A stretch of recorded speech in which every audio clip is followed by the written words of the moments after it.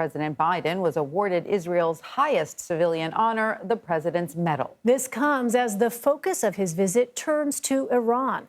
Earlier today, the president met with the Israeli prime minister to announce a new plan regarding Iran. Mr. Biden told an Israeli news station he wants to restart talks to end Iran's nuclear program. But if diplomacy fails, military force is, quote, a last resort. CBS News White House reporter Bo Erickson is traveling with the president and joins us now from Jerusalem. Hi, Bo. Good to see you. President Biden has been talking a lot about the threats that Iran could pose to Israel, but Israel is opposed to U.S. negotiations with Iran. So is there a broader strategy at play for the region?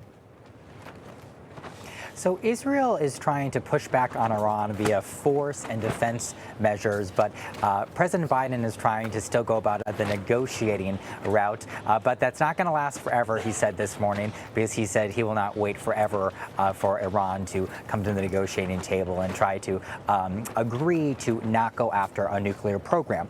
So in the meantime, President Biden here in Israel has really been forcefully talking out against Iran. And this is kind of part of the larger strategy here for President Biden in the White House in Israel and as they travel on to Saudi Arabia, because he's kind of pointing to a common cause while here in Israel. He's saying to other nations, other Arab nations like Gulf nations like Saudi Arabia, Kuwait, Qatar, other nations like that, that they actually have something in common with Israel, and it is their kind of anger towards Iran.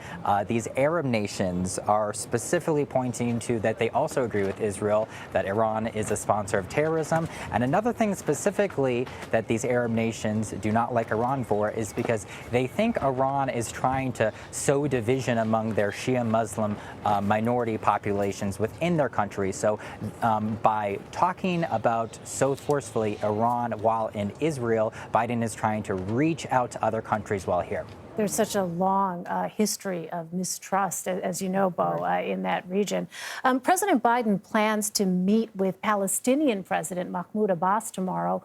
What more can you tell us about the Palestinians' expectations from this meeting?